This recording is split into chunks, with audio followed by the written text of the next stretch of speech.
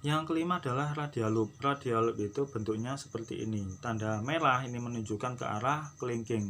Dan juga ada yang mengarah ke jempol. Yang mengarah ke jempol itu adalah radial loop. Radial loop itu adalah bertindak, berpikir berdasarkan mood dan kenyamanan, sama seperti ulnar loop.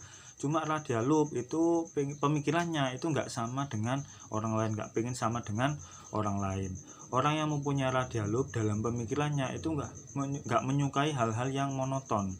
Meskipun dia otak kiri yang lebih banyak berpikir masalah teknik, monoton, perencanaan, logika, tapi dalam pemikirannya, dalam teknisnya, dia tetap berinovasi, tidak menyukai hal-hal yang itu saja.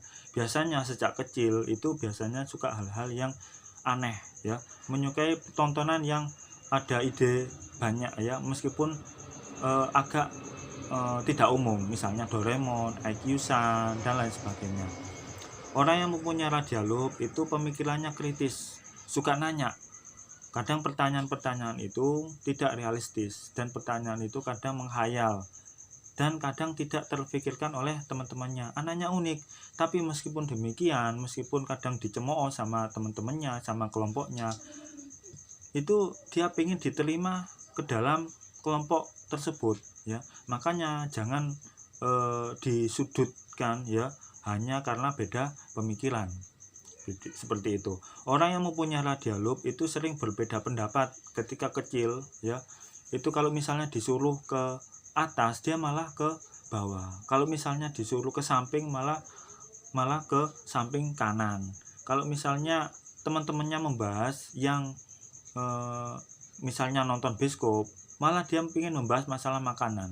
Kalau misalnya berdiskusi yang mengarah ke arah utara, maka dia pengennya ke selatan, seperti itu.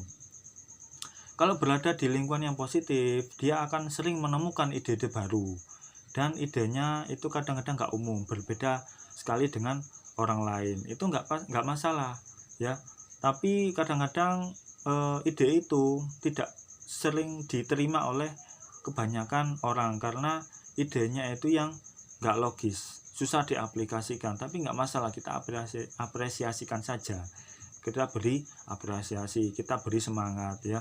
Kalau misalnya berada di lingkungan yang positif, maka itu biasanya cocok jadi seorang penemu, pencipta, yang inovator, yang sering menemukan terobosan-terobosan terbaru dan lain sebagainya.